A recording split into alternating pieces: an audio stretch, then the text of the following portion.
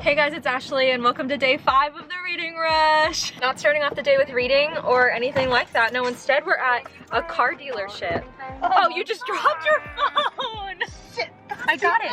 Let go. I just dropped your mask. Let go. Jesus, I would have gotten both of them. No. Do I need my wallet? This is gonna be chaotic. Wish me luck.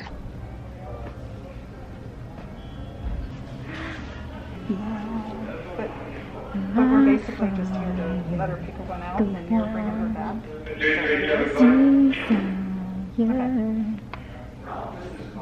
Okay. Yeah, she definitely missed this one.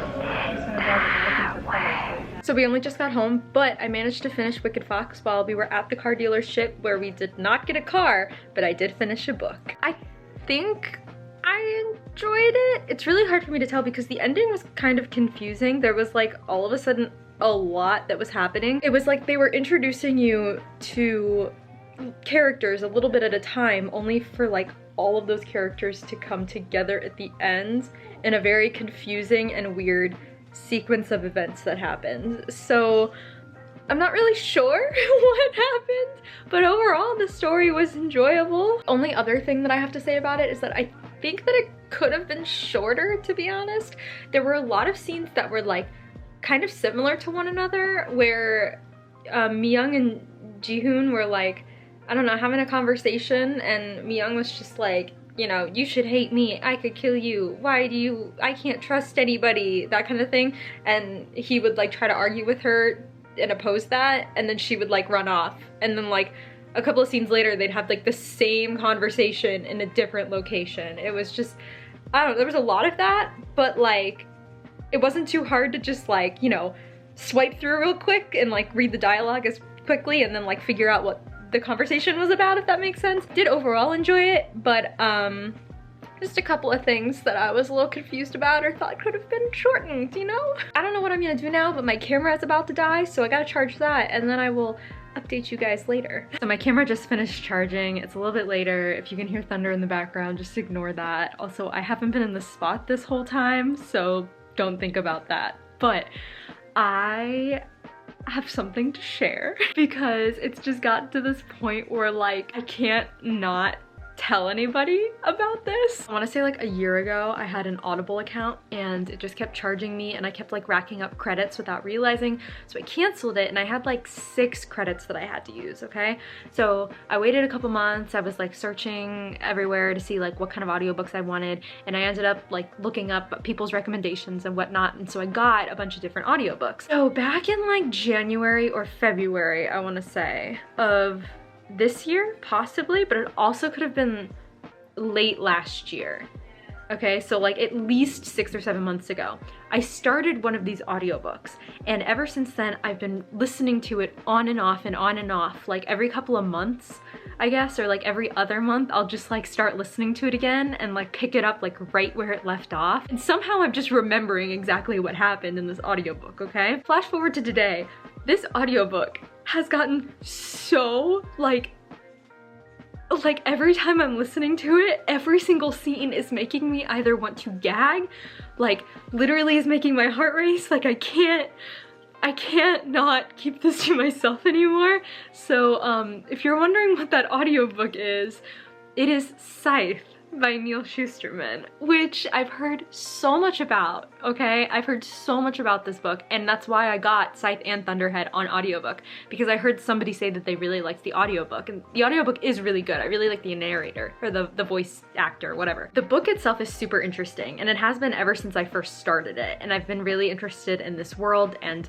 like how everything works and people's mentalities and, you know, gray morality and that kind of thing. And it's just been really interesting, and I really like the characters, so it wasn't hard to like remember what happened and continue to pick it up. There's like a clear defining turning point in the story.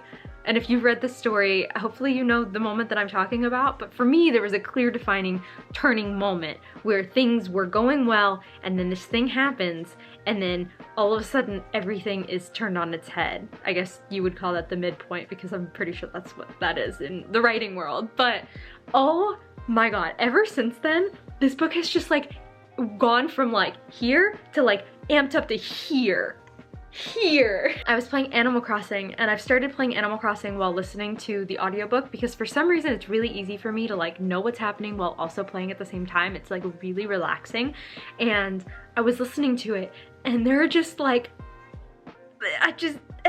oh my god, it's so good, but it literally makes me want to vomit. Like the freaking, not only from nerves and from anxiety having like read this and like knowing what is happening, but also just like some of these moments are just disgusting. Like I hate some of these people in this book. But if you haven't read this story, like don't let what I'm saying stop you from reading it because it's really, really good. Like the story is phenomenal. There are just these moments that I was not expecting and where, like I said, the action ramped from like here to like all the way up here, like very quickly, and I just was not expecting it. So I'm still recovering. I haven't finished it yet. I still have like 3.5 hours left. So I'm like, what the hell is supposed to happen in 3.5 hours? Yeah, I just needed to share with somebody. I know that that wasn't originally part of my Reading Rush TBR, but like I've been listening to it on and off and I'm almost done with it, and I just like, I needed to share. Yeah, maybe Scythe will be the book that I replace with Crazy Rich Asians, even though it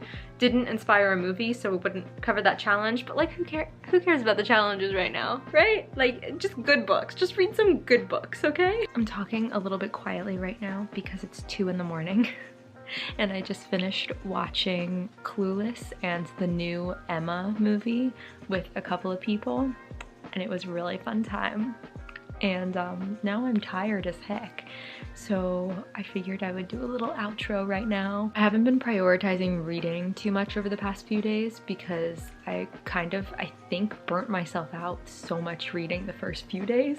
So tomorrow I'm definitely going to pick up Felix Ever After and hopefully finish it by Sunday, which shouldn't be too difficult because I've had this tendency of reading books in one sitting recently.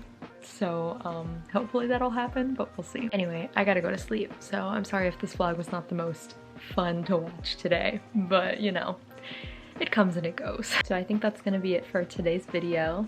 Thank you guys so much for watching, and I will catch you later. Bye!